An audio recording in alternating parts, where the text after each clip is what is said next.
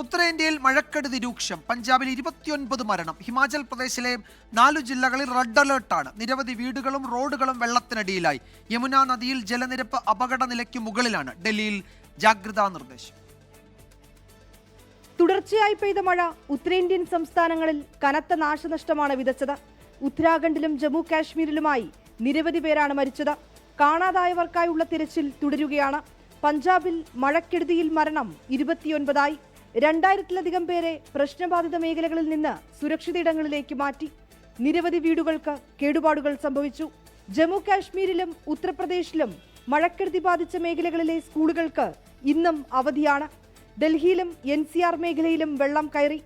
യമുന നദിയിൽ ജലനിരപ്പ് അപകടനിലയ്ക്ക് മുകളിലാണ്. തീരത്തുള്ള വീടുകളിലേക്ക് വെള്ളം കയറിയാൽ പ്രദേശവാസികളെ മാറ്റിപ്പാർപ്പിക്കുന്നതിനായി മയൂർ വിഹാറിൽ ക്യാമ്പുകൾ സജ്ജമാക്കിയിട്ടുണ്ട്.